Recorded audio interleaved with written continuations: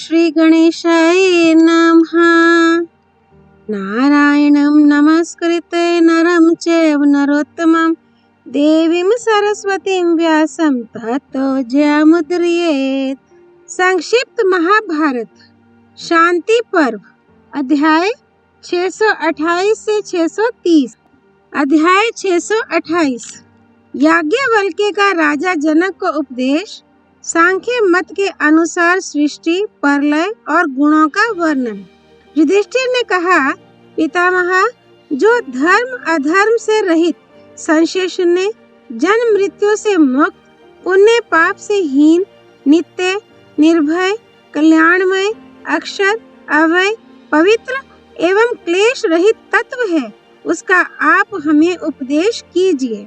भीष्म जी ने कहा, भारत, इस विषय में तुम्हें जनक याज्ञवल्क्य का संवाद रूप एक प्राचीन इतिहास सुनाता हूँ। एक बार देवरात के पुत्र महायशस्वी राजा जनक ने प्रश्न का रहस्य समझने वालों में श्रेष्ठ मुनिवर याज्ञवल्क्य जी से पूछा, विप्रवर, इंद्रियां कितनी हैं? प्रकृति के कितने भेद हैं? उससे परे कारण ब्रह्म का क्या स्वरूप है? उससे भी पर निर्गुण तत्व क्या है? सृष्टि और प्रलय का क्या स्वरूप है? ये सब बताने की कृपा कीजिए। मैं आपका कृपा पात्र और अज्ञानी हूँ, इसलिए प्रश्न करता हूँ। आप ज्ञान के भंडार हैं, अतः आप ही से इन सब विषयों को सुनने की इच्छा हो रही है। याज्ञवल्क्य ने कहा, राजन, तुम जो कुछ पूछते हो वह योग और सांख्य का परम रहस्यमय ज्ञान तुम्हें बताता हूँ, सुनो। यद्यपि तुमसे कोई भी विषय अज्ञात नहीं है, फिर भी मुझसे पूछते हो तो कहना ही पड़ता है, क्योंकि किसी के पूछने पर जानकर मनुष्य को उसके प्रश्न का उत्तर देना ही चाहिए। यही सनातन धर्म है। प्रकृतियां 8 हैं और उनके विकार 16। अध्यात्म शास्त्र के विद्वानों ने अव्यक्त, महातत्व, अहंकार, पृथ्वी, वायु, आकाश, जल और तेज, इन 8 तत्वों को प्रकृति बतलाया है। अब विकारों के नाम सुनो। आँख, कान, नाक, जीवा, त्वचा, वाक, हाथ, पैर, गुदा, लिंग, शब्द, स्पर्श, रूप, रस और गंध। इनमें से हस्त पादादि कर्मेंद्रियां और शब्द स्पर्शादि विषय विशेष कहलाते हैं तथा नेत्र आदि ज्ञानेंद्रियों को सविशेष कहते हैं। ये सब मिलकर 15 हैं और इनके साथ 16वां मन है। ये ही 16 विकार कहे गए हैं। राजन, अव्यक्त प्रकृति से महतत्व समष्टि बुद्धि की उत्पत्ति होती है। इसे विद्वान पुरुष पहली और प्राकृत सृष्टि कहते हैं। महतत्व से अहंकार प्रकट होता है। ये दूसरा सर्ग है, जिसे बुद्ध्यात्मक सृष्टि कहते हैं। अहंकार से मन प्रकट होता है, जिसे तीसरी अहंकारिक सृष्टि कहते हैं। मन से 5 महाभूत उत्पन्न हुए हैं, इसे चौथी मानसी सृष्टि कहते हैं। शब्द, स्पर्श, रूप, रस और गंध, ये 5 विषय पंचभूतों से उत्पन्न होने के कारण भौतिक सर्ग कहलाते हैं। ये 5वीं सृष्टि है। श्रोत्र, त्वचा, नेत्र, जीवा और घ्राणेंद्रिय को छठा सर्ग कहते हैं। यह बहुचिंतात्मक मानस सृष्टि है। श्रोत्र आदि के बाद कर्मेंद्रियों की उत्पत्ति हुई है। ये 7वां सर्ग है। यह ऐन्द्रियक सृष्टि है। तदनंतर प्राण वायु के साथ ही समान, व्यान और उदान का ऊपरी भाग प्रकट हुआ। यह 8वां सर्ग है। तत्पश्चात अपान वायु के साथ समान, व्यान और उदान का निम्न भाग उत्पन्न हुआ। इसे 9वां सर्ग कहते हैं। 8वें और 9वें सर्ग का नाम आर्जवक सृष्टि है। राजन, इस प्रकार मैंने 9 प्रकार की सृष्टि और 24 प्रकार के तत्वों का श्रुति के अनुसार वर्णन किया है। अब तत्वों के संहार का वृतांत सुनो। आदि अंत से रहित नित्य अक्षर स्वरूप ब्रह्मा जी जिस प्रकार बारंबार सृष्टि और संहार करते हैं, वह सब बातें बता रहा हूँ। ब्रह्मा जी जब देखते हैं कि मेरे दिन का अंत हो गया, तो उनके मन में रात को शयन करने की इच्छा होती है। इसलिए वे अहंकार के अभिमानी देवता रुद्र को संहार के लिए आज्ञा देते हैं।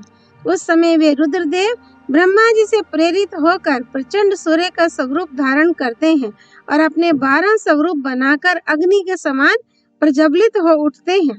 तत्पश्चात अपने तेज से जरायुज, अंडज, स्वेज और उद्भिज इन 4 प्रकार के प्राणियों से भरे हुए संपूर्ण जगत को भस्म कर डालते हैं।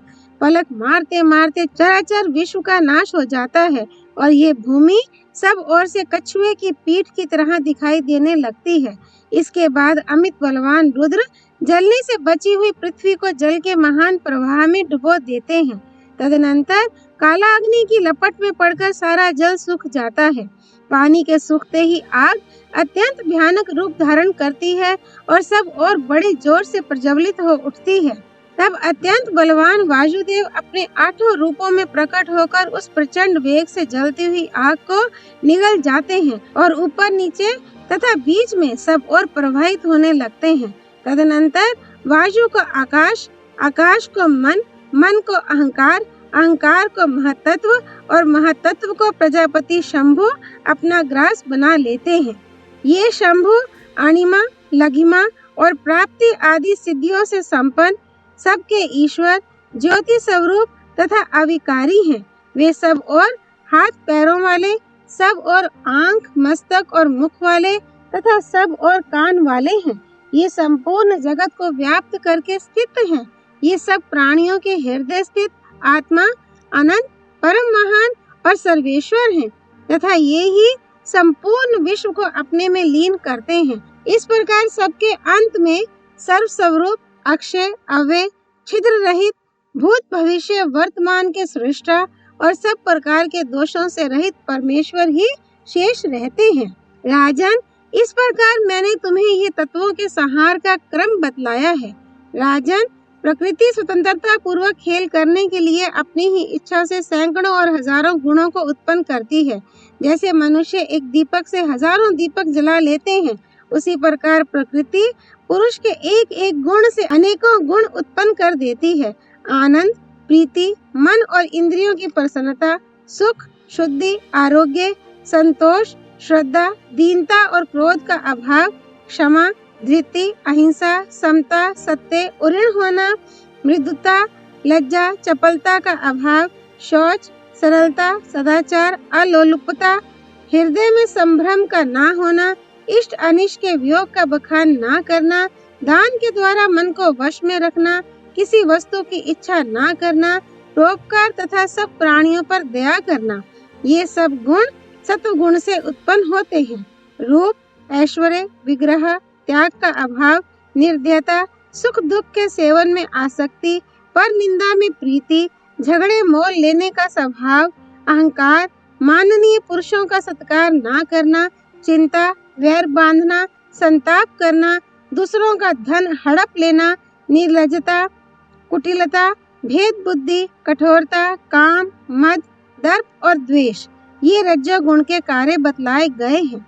मोह, अप्रकाश, अज्ञान, तामिस्त्र, क्रोध, अंधतामिस्त्र, मरण, बहुत तरह की खाने की चीजों में रुचि रखना, भोजन से संतोष ना होना, पीने योग्य वस्तुओं से मन ना भरना, सुगंध, वस्त्र, शैया, आसन, विहार, दिन में शयन, अधिक बकवाद और प्रमाद में मन लगाना, नाच गान और बाजे में प्रेम रखना तथा धर्म से द्वेष करना, ये सब तामस गुण समझने चाहिए। राजन, सत्व, रज और तम, ये 3 प्रकृति के गुण हैं।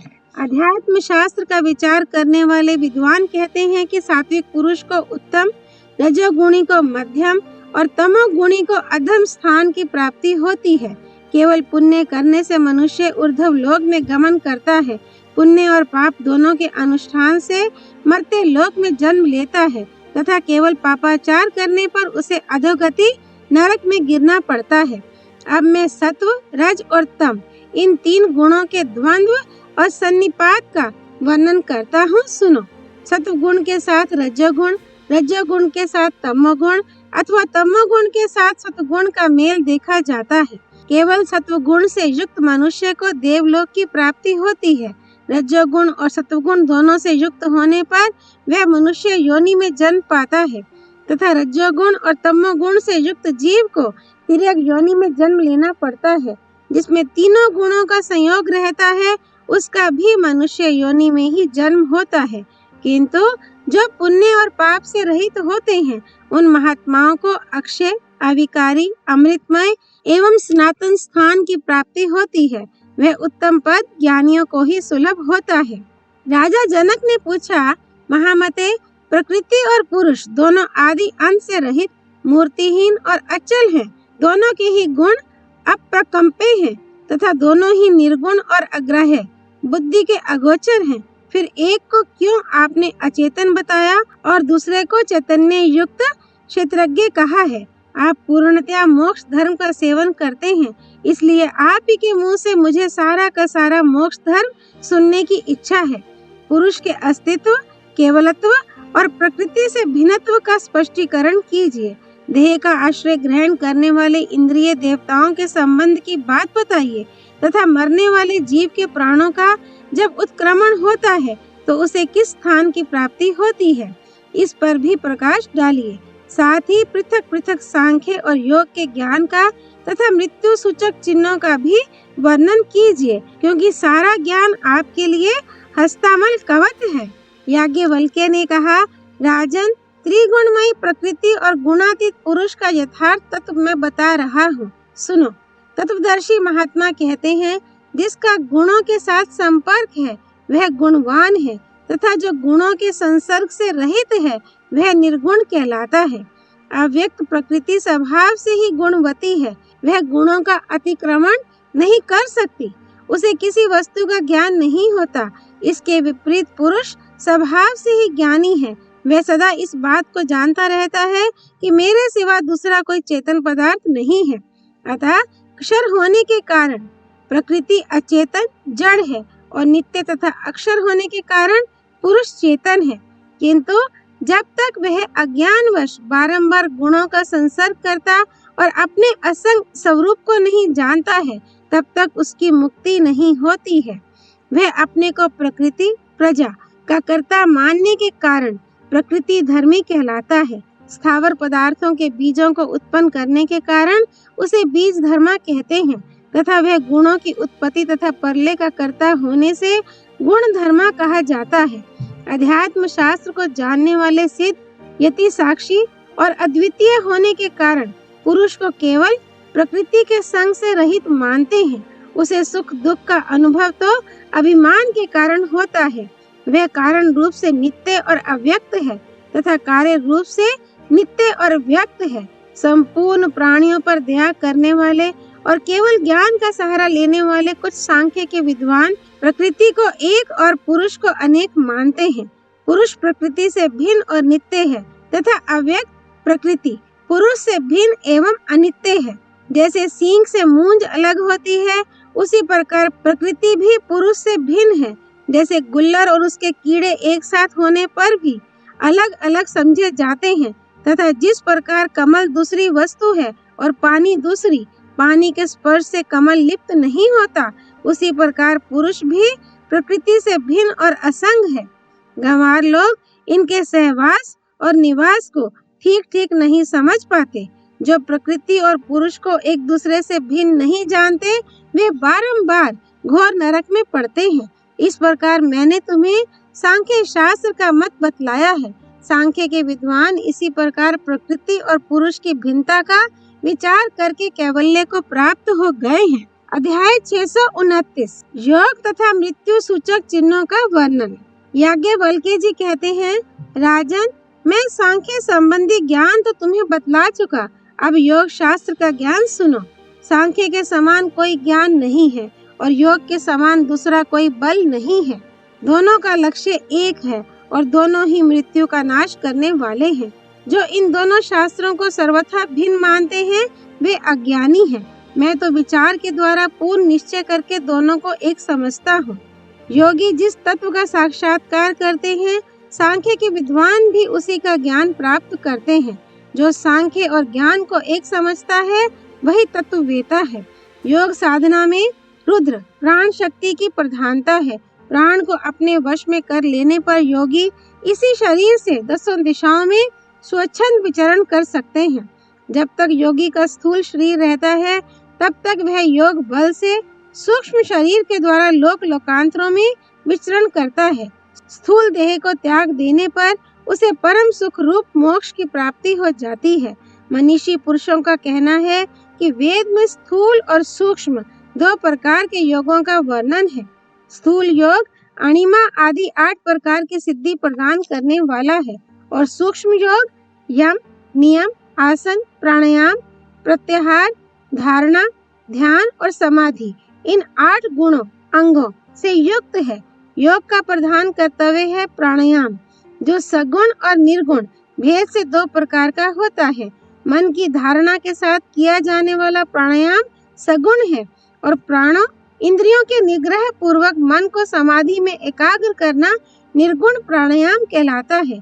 सगुण प्राणायाम मन को निर्गुण वृत्ति शून्य करके स्थिर करने में सहायक होता है। इस तरह प्राणायाम के द्वारा मन को वश में करके शांत और जितेंद्रिय होकर एकांतवास करने वाले आत्माराम ज्ञानी को परमात्मा का ध्यान करना चाहिए। शब्द, स्पर्श, रूप, रस और गंध ये इंद्रियों के 5 दोष हैं। इन दोषों को दूर करें, फिर संपूर्ण इंद्रियों को मन में स्थिर करके लय और विक्षेप को शांत करें। मन को अहंकार में, अहंकार को बुद्धि में और बुद्धि को प्रकृति में स्थापित करें। इस प्रकार सबका लय करके केवल उस परमात्मा का ध्यान करना चाहिए जो रज्जोगुण से रहित, निर्मल, नित्य, अनंत, शुद्ध, छिद्र रहित, कुटस्थ, अंतर्यामी, अभेद्य, अजर, अमर, अविकारी, सबका शासन करने वाला और सनातन ब्रह्म है। राजन, अब समाधि में स्थित हुए योगी के लक्षण सुनो। जैसे तृप्त हुआ मनुष्य सुख से सोता है, उसी प्रकार योग युक्त पुरुष के चित्त में सदा प्रसन्नता बनी रहती है। वह समाधि से विरत नहीं होना चाहता, यही उसकी प्रसन्नता की पहचान है। जैसे तेल से भरा हुआ दीपक वायु शून्य स्थान में एक तार जलता रहता है, उसकी शिखा स्थिर भाव से ऊपर की ओर उठी रहती है, उसी तरह समाधि निष्ठ योगी भी स्थिर होता है।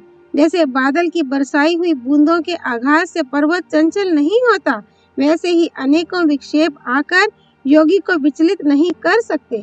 उसके पास बहुत से शंख और नगाड़ों की ध्वनि हो और तरह तरह के गाने बजाने किए जाएं, तो भी उसका ध्यान भंग नहीं हो सकता। यही उसकी सुदृढ़ समाधि की पहचान है। जैसे सावधान पुरुष दोनों हाथों में तेल से भरा कटोरा लेकर सीढ़ी पर चढ़े और उस समय बहुत से मनुष्य हाथ में तलवार लेकर उसे डराने धमकाने लगे, तो भी वह उनके डर से एक बूंद भी तेल गिरने नहीं देता। उसी प्रकार योग की ऊंची स्थिति को प्राप्त हुआ एकाग्रचित योगी इंद्रियों की स्थिरता के कारण समाधि से विचलित नहीं होता। योग सिद्ध महात्मा के ऐसे ही लक्षण समझने चाहिए। जो अच्छी प्रकार समाधि में स्थित हो जाता है, वह अविनाशी पर ब्रह्म का साक्षात्कार करता है। इस साधना के द्वारा मनुष्य देह त्याग के पश्चात केवल प्रकृति के संसर्ग से रहित पर ब्रह्म परमात्मा को प्राप्त हो जाता है। यही योगियों का योग है। इसे जानकर मनीषी पुरुष अपने को कृतार्थ मानते हैं। विदेहराज, अब मैं विद्वानों के बताए हुए मृत्यु सूचक चिन्हों का वर्णन करता हूँ। जिस पुरुष को अरुंधति या ध्रुव नामक तारा, जिसे उसने पहले कभी देखा हो, ना दिखाई पड़े तथा पूर्ण चंद्रमा का मंडल और दीपक की शिखा दाहिने भाग से खंडित जान पड़े, वह केवल 1 वर्ष तक जीवित रह सकता है। जो लोग दूसरों के नेत्रों में अपनी परछाई ना देख सकें, उनकी आयु भी 1 ही वर्ष तक शेष समझनी चाहिए। जिसकी बहुत बड़ी चढ़ी कांति भी फीकी पड़ जाए, बुद्धि नष्ट हो जाए, स्वभाव में भारी उलटफेर हो जाए, जो काले रंग का होकर भी पीला पड़ने लगे तथा देवताओं का अनादर और ब्राह्मणों के साथ विरोध करता हो, वह 6 महीने से अधिक नहीं जी सकता। जो मनुष्य सूर्य और चंद्रमा को मकड़ी के जाले के चक्र के समान छिद्रयुक्त देखता है तथा देव मंदिर में बैठकर वहां की सुगंधित वस्तु में भी सड़े मुर्दे किसी दुर्गंध का अनुभव करता है, वह 7 दिन में ही मृत्यु को प्राप्त हो जाता है। जिसकी नाक और कान टेढ़े हो जाएं, दांत और नेत्रों का रंग बिगड़ जाए, जिसे बेहोशी होने लगे, जिसका शरीर ठंडा पड़ जाए तथा जिसकी बाईं आंख से अकस्मात आंसू बहने और मस्तक से धुआं उठने लगे, उसकी तत्काल मृत्यु हो जाती है। इन मृत्यु सूचक चिन्हों को जानकर मन को वश में रखने वाला साधक रात दिन परमात्मा का ध्यान करे और मृत्यु काल की बाट जोहता रहे। ऐसा करने से वह उस सनातन पद को प्राप्त करता है जो अशुद्ध चित्त वाले पुरुषों के लिए दुर्लभ है तथा जो अक्षय, अजन्मा, अचल, अविकारी, पूर्ण तथा कल्याणमय है। अध्याय 630 याज्ञवल्क्य द्वारा मोक्ष धर्म का वर्णन। याज्ञवल्क्य जी कहते हैं, राजन, तुमने जो अव्यक्त पर ब्रह्म के विषय में प्रश्न किया है वह बड़ा गूढ़ है। ध्यान देकर सुनो। पहले की बात है, मैंने बड़ी भारी तपस्या करके भगवान सूर्य की आराधना की थी। एक दिन उन्होंने प्रसन्न होकर कहा, ब्रह्म ऋषि, तुम्हारी जो इच्छा हो वर मांग लो, दुर्लभ होने पर भी वह तुम्हें दूंगा, क्योंकि तुम्हारे कठोर तप से मैं बहुत प्रसन्न हुआ हूँ और मेरी प्रसन्नता प्रायः दुर्लभ है। ये सुनकर मैंने कहा, भगवान, मुझे यजुर्वेद का ज्ञान नहीं है, अतः मैं शीघ्र ही उसका ज्ञान प्राप्त करना चाहता हूँ। तब भगवान सूर्य ने कहा, विप्रवर, मैं तुम्हें यजुर्वेद प्रदान करता हूँ, तुम अपना मुंह खोलो। वाग देवता सरस्वती तुम्हारे भीतर प्रवेश करेंगे। उनकी आज्ञा से मैंने अपना मुख फैलाया और उसमें सरस्वती प्रवेश कर गई। उनके प्रवेश करते ही मेरे शरीर में जलन होने लगी और उसे शांत करने के लिए मैं पानी में घुस गया। मुझे जलन से कष्ट पाता देख भगवान सूर्य ने कहा, तात, थोड़ी देर तक और कष्ट सहन कर लो, फिर ये जलन अपने आप शांत हो जाएगी। कुछ ही देर में जब मैं पूर्ण शांत हो गया तो भगवान ने कहा, द्विजवर, परकीय शाखाओं और उपनिषदों के सहित संपूर्ण वेद तुम्हारे भीतर प्रतिष्ठित होंगे तथा तुम संपूर्ण शतपथ का भी प्रणयन संपादन करोगे। इसके बाद तुम्हारी बुद्धि मोक्ष में स्थिर होगी और तुम उस अभीष्ट पद को प्राप्त करोगे जिसे सांख्यवेत्ता तथा योगी भी प्राप्त करना चाहते हैं। यह कहकर भगवान सूर्य चले गए और मैं उनका कथन सुनकर अपने घर लौट आया। वहां आकर बड़ी प्रसन्नता के साथ मैंने सरस्वती देवी का स्मरण किया। मेरे स्मरण करते ही स्वर और व्यंजन वर्णों से विभूषित सरस्वती देवी ओंकार को आगे करके मेरे सामने प्रकट हो गई। तब मैंने उनके तथा भगवान सूर्य के निमित्त अर्घ्य निवेदन किया और उन्हीं का चिंतन करता हुआ बैठ गया। उस समय बड़े हर्ष के साथ मैंने रहस्य संग्रह और परिशिष्ट भाग सहित समस्त शतपथ का संकलन किया।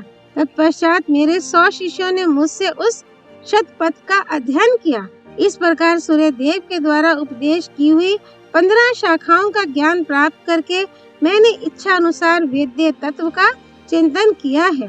एक समय वेदांत ज्ञान में कुशल विश्वावसु नामक गंधर्व सत्य एवं सर्वोत्तम ज्ञातव्य वस्तु क्या है, इस बात का विचार करते हुए मेरे पास आए। आकर उन्होंने मुझसे वेद विषय कई प्रश्न किए। तब मैंने उनसे कहा, गंधर्वराज, समस्त भूत जिससे उत्पन्न होते और जिसमें ही लीन हो जाते हैं, उस वेद प्रतिपादक ज्ञेय परमात्मा को जो नहीं जानते वे बारंबार जन्म लेते और मरते रहते हैं। सांगोपांग वेद पढ़कर भी जिसे वेद वेद्य परमेश्वर का ज्ञान नहीं हुआ तथा वेद वेता होकर भी जिसने वेद अवेद्य का तत्व नहीं जाना, वह मूर्ख केवल शास्त्र ज्ञान का बोझ ढोने वाला है। पुरुष को तत्पर होकर बुद्धि के द्वारा प्रकृति और पुरुष का ज्ञान प्राप्त करना चाहिए, जिससे बारंबार उसे जन्म मरण के चक्कर में ना पड़ना पड़े। संसार में जन्म मरण की परंपरा कभी नहीं टूटती और वैदिक कर्म कांड में बताए हुए सभी कर्म नश्वर हैं। ये सोचकर नाशवान कर्मों को त्याग दे और अक्षय धर्म के सेवन में संलग्न हो जाए। जो पुरुष सदा परमात्मा के स्वरूप का विचार करता रहता है, वह प्रकृति के बंधन से मुक्त होकर 26वें तत्वरूप परमेश्वर को प्राप्त कर लेता है। अज्ञानी मनुष्य 25वें तत्वरूप जीवात्मा और सनातन परमात्मा को भिन्न भिन्न मानते हैं, किंतु साधु पुरुषों की दृष्टि में दोनों एक हैं। परम पद की इच्छा रखने वाले सांख्य के विद्वान और योगी भी जन्म और मृत्यु के भय से जीवात्मा और परमात्मा में भेद दृष्टि नहीं रखते। विश्वावसु ने कहा, विप्रवर, आपने 25वें तत्व जीवात्मा को परमात्मा से अभिन्न बतलाया है, किंतु जीवात्मा वास्तव में परमात्मा है या नहीं, इस विषय में संदेह है। अतः आप इस बात का स्पष्ट वर्णन कीजिए। मैंने मुनिवर जगीश्वर, असित, देवल, प्राशर, वार्ष, गणे, भृगु, पंचशिख, कपिल, शुक्र, गौतम, आर्ष्टिसेन, गर्ग, नारद, आसुरी, पुलस्त्य, सनत कुमार तथा अपने पिता कश्यप जी के मुख से भी पहले इस विषय का प्रतिपादन सुना था। उसके बाद रुद्र, विश्वरूप, अन्यान्य देवता, पितर तथा दैत्यों से इसका ज्ञान प्राप्त किया। ये सब विद्वान ज्ञेय तत्व को पूर्ण और नित्य बतलाते हैं। अब मैं इस विषय में आपके विचार सुनना चाहता हूँ, क्योंकि आप विद्वानों में श्रेष्ठ, शास्त्रों के वक्ता तथा अत्यंत बुद्धिमान हैं। ऐसा कोई विषय नहीं है जिसे आप ना जानते हो। वेदों के तो आप भंडार ही माने जाते हैं। देवलोक और पितृलोक में भी आपकी प्रसिद्धि है। ब्रह्मलोक में गए हुए ब्राह्मण तथा महर्षि भी आपकी महिमा का वर्णन करते हैं। साक्षात भगवान सूर्य ने आपको वेद पढ़ाया है तथा आपने संपूर्ण सांख्य और योग शास्त्र का भी ज्ञान प्राप्त किया है। इसमें तनिक भी संदेह नहीं कि आप समस्त चराचर को जानकर पूर्ण ज्ञानी हो चुके हैं। इसलिए आपके ही मुख से मैं उस तत्व ज्ञान को सुनना चाहता हूँ। तब मैंने कहा, गंधर्व श्रेष्ठ, तुम बड़े मेधावी हो। इस समय मुझसे जो कुछ पूछ रहे हो उसका शास्त्रीय उत्तर सुनो। प्रकृति जड़ है, उसे 25वां तत्व जीवात्मा जानता है, किंतु वह जीवात्मा को नहीं जानती। सांख्य और योग के विद्वान प्रकृति को प्रधान कहते हैं। साक्षी पुरुष विवेक दृष्टि से 24वें तत्व प्रकृति को, 25वें अपने को और 26वें परमात्मा को देखता है। किंतु यदि जीवात्मा यह अभिमान करता है कि मुझसे बढ़कर कोई नहीं है, तो वह देखता हुआ भी परमात्मा को नहीं देख पाता, किंतु परमात्मा सदा देखते रहते हैं। जब जीवात्मा को यह ज्ञान हो जाता है कि मैं भिन्न हूँ और प्रकृति मुझसे सर्वथा भिन्न है, तब वह उससे असंग होकर 26वें तत्वरूप परमात्मा का साक्षात्कार कर लेता है। और जब उसे परमात्मा का दर्शन हो जाता है, उस समय वह सर्वज्ञ विद्वान होकर पुनर्जन्म के बंधन से सदा के लिए छुटकारा पा जाता है। विश्वावसु ने कहा, याज्ञवल्क्य जी, आपने सब देवताओं के आदि कारण ब्रह्म के विषय में जो यथावत वर्णन किया है, वह सत्य, शिव, सुंदर तथा सबका कल्याण करने वाला है। आपका मन सदा इसी प्रकार ज्ञान में स्थित रहे। अच्छा, आपका भला हो। अब मैं जाता हूँ। यूं कहकर विश्वावसु ने सौम्य दृष्टि से मेरी ओर देखा और बड़े हर्ष से मेरा अभिनंदन किया। फिर मेरी प्रदक्षिणा करके वे स्वर्ग लोक को चले गए। राजा जनक, ब्रह्मा आदि देवताओं के लोक में, पृथ्वी पर तथा पाताल में रहकर जो लोग कल्याणमय मोक्ष मार्ग का आश्रय लिए हुए थे, उन सबको विश्वावसु ने मेरे बताए हुए इस ज्ञान का उपदेश किया था। सांख्य ज्ञान में निष्ठा रखने वाले सांख्यवेता, योग धर्म का पालन करने वाले योगी तथा अन्य जो मोक्षाभिलाषी मनुष्य हैं, उन सब के लिए ये ज्ञान प्रत्यक्ष फल देने वाला है। ज्ञान से ही मोक्ष होता है, अज्ञान से नहीं। इसलिए यथार्थ ज्ञान का अनुसंधान करना चाहिए, जिसके द्वारा अपने को जन्म मृत्यु रूप बंधन से छुटकारा मिल सके। ब्राह्मण, क्षत्रिय, वैश्य, शूद्र अथवा नीच योनि में उत्पन्न हुए पुरुष से भी यदि ज्ञान मिल सके तो प्राप्त करके मनुष्य उस पर सदा श्रद्धा रखे, क्योंकि श्रद्धालु में जन्म और मृत्यु का प्रवेश नहीं होता। ब्रह्म से उत्पन्न होने के कारण सभी वर्ण ब्राह्मण है। ब्रह्म के ही मुख से ब्राह्मण, बाहु से क्षत्रिय, नाभि से वैश्य और पैरों से शूद्र की उत्पत्ति हुई है। अतः किसी भी वर्ण को ब्रह्म से भिन्न नहीं समझना चाहिए। मनुष्य अज्ञान के कारण ही कर्मानुसार योनियों में जन्म लेते और मरते हैं। उनका भयंकर अज्ञान ही उन्हें नाना प्रकार की प्राकृत योनियों में गिराता है। अतः सब ओर से ज्ञान प्राप्त करने का ही प्रयत्न करना चाहिए। ये तो मैं तुमसे बता ही चुका हूँ कि सभी वर्ण के लोग अपने अपने आश्रम में रहते हुए ही ज्ञान प्राप्त कर सकते हैं। ब्राह्मण हो या क्षत्रिय आदि दूसरा कोई वर्ण हो, जो ज्ञान में स्थिर होता है, उसके लिए मोक्ष नित्य प्राप्त है। राजन, तुमने जो पूछा था उसका यथार्थ उत्तर मैंने दे दिया। अब तुम्हें शोक का परित्याग कर देना चाहिए। तुम्हारा कल्याण हो। जाओ, जैसे बने इस ज्ञान में पारंगत बनो। भीष्म जी कहते हैं, युधिष्ठिर, परम बुद्धिमान याज्ञवल्क्य जी के द्वारा इस प्रकार उपदेश पाकर मिथिला नरेश को बड़ी प्रसन्नता हुई। उन्होंने सत्कार पूर्वक मुनि की प्रदक्षिणा करके उन्हें विदा किया। जब मुनि चले गए तो मोक्ष के ज्ञाता देवव्रत नंदन राजा जनक ने सुवर्ण सहित 1 करोड़ गौएं दान की तथा बहुत से ब्राह्मणों को 1-1 अंजलि रत्न प्रदान किया। तदनंतर मिथिला का राज्य पुत्र को सौंप दिया और स्वयं वे यति धर्म का पालन करने लगे। उन्होंने संपूर्ण सांख्य और योग शास्त्र का स्वाध्याय करके ये निश्चय किया कि मैं अनंत हूँ। फिर धर्म अधर्म, पुण्य पाप, सत्य असत्य तथा जन्म मृत्यु को प्राकृत, प्रकृति जने एवं मिथ्या समझकर केवल अपने शुद्ध स्वरूप को ही नित्य माना। राजन, सांख्य और योग के विद्वान अपने अपने शास्त्रों में वर्णित लक्षणों के अनुसार उस ब्रह्म को इष्ट अनिष्ट से मुक्त, स्थिर, परात्पर, नित्य एवं पवित्र मानते हैं। अतः तुम भी उसे जानकर पवित्र हो जाओ। जो कुछ दिया जाता है, जो प्राप्त होता है, जो देता है और जो ग्रहण करता है, वह सब एकमात्र आत्मा ही है। उसके सिवा और है ही क्या? सदा ऐसी ही मान्यता रखो। इसके विपरीत विचार मन में ना लाओ। जिसे अव्यक्त प्रकृति का ज्ञान ना हो, सगुण निर्गुण परमात्मा की पहचान ना हो, उस पुरुष को यज्ञों का अनुष्ठान और तीर्थों का सेवन करना चाहिए।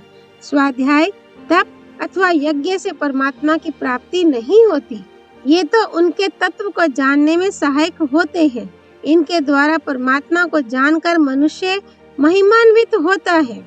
महातत्व की उपासना करने वाले महातत्व को और अहंकार के उपासक अहंकार को प्राप्त होते हैं। किंतु महतत्व और अहंकार से भी श्रेष्ठ कोई स्थान है जिसको प्राप्त करना सबके लिए आवश्यक है। जो शास्त्र के अनुसार चलने वाले हैं वे ही प्रकृति से पर, नित्य, जन्म मरण से रहित, मुक्त एवं सद स्वरूप परमात्मा का ज्ञान प्राप्त करते हैं। युधिष्ठिर, ये ज्ञान मुझे तो राजा जनक से मिला और जनक को याज्ञवल्क्य जी से प्राप्त हुआ था। ज्ञान सबसे उत्तम साधन है। यज्ञ इसकी समानता नहीं कर सकते। मनुष्य ज्ञान के सहारे इस दुर्गम भवसागर के पार हो जाते हैं। यज्ञ के द्वारा वे इसके पार नहीं जा सकते। अतः तुम प्रकृति से पर, महत, पवित्र, कल्याणमय, निर्मल तथा मोक्ष स्वरूप ब्रह्म का ज्ञान प्राप्त करो। ज्ञान यज्ञ की उपासना करने से तुम निश्चय ही तत्वज्ञानी ऋषि बन जाओगे। पूर्व काल में याज्ञवल्क्य ने राजा जनक को जिस उपनिषद ज्ञान का उपदेश किया था, उसका मनन करने से मनुष्य सनातन, अविनाशी, शुभ, अमृतमय तथा शोक रहित ब्रह्म को प्राप्त हो जाता है। ओम तत्सत। नर नारायण भगवान श्री कृष्ण की जय। भगवती सरस्वती देवी की जय। भगवान व्यास अवतार श्री कृष्ण द्वैपायन की जय। श्री हरि अर्पणमस्तु।